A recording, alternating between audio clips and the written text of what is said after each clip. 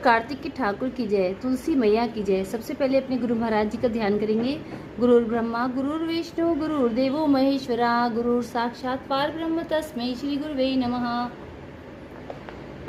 अपने हाथ में रोली फूल और चावल ले लेंगे और कथा सुनते समय कहानी का हुंकारा जरूर भरेंगे।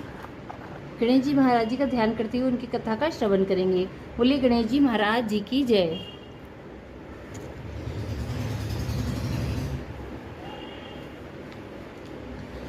एक विनायक महाराज थे। चुटकी में चावल, कुलिया में दूध लिए फिर रहे थे। कोई मेरी खीर बना दे, कोई मेरी खीर बना दे, कोई न बनावे। जरा से दूध चावल की कैसे खीर बने। एक बुढ़िया थी, बोली ला बेटा मैं बना दूं। बुढ़िया बाहर जाने लगी तो बोले कि कहाँ जा रही है बेटा, बर्तन मांग के लाऊं। बोले देख तेरे घर में। अंदर आके देखा तो दूध का टोकना भरा है, चावल की परात भरी है। चूल्हा जला के खीर बनाई। खीर निकलने लगी। बहू ने कटोरा भर के किवाड़ के पीछे विनायक बाबा का चीटा लगा के खा ली। जब सारी खीर बन गई तो बुढ़िया बोली कि आ बेटा जीम ले।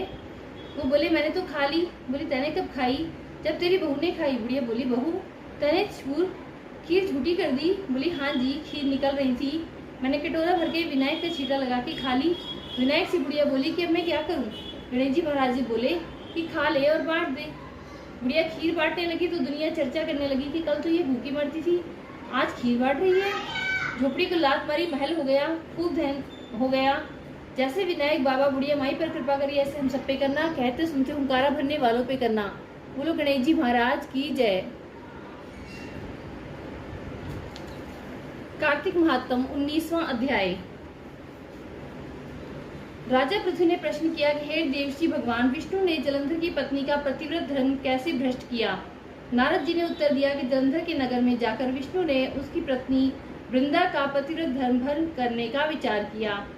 वृंदा ने स्वप्न में देखा कि उसका पति भैंसे पर चढ़ा हुआ है, उसके शरीर पर तेल लगा हुआ है, वह काले फूलों की माला पहने हुए है और दक्षिण की ओर जा रहा है। उसका सिर मुड़ा हुआ है और उसके चारों ओर अंधेरा छाया हुआ है। उसने अपने नगर को समुद्र में डूबते हुए देखा। यह देखते देखते उसकी नींद खुल गई और वह स्वप्न पर विचार करने लगी। उसने देखा कि सूर्य उदित हो रहा है पर उसमें छेद हो रहे हैं और उसमें चमक भी नहीं है, अशुभ सूचक। इन लक्षणों को देखकर वह रोने लगी, भय से घबरा उठी। उसका ना नगर में मन लगा, ना अटारी पर चढ़कर चैन मिला। तब वह दो सखियों को साथ लेकर नगर के समीप वाले बाग में चली गई।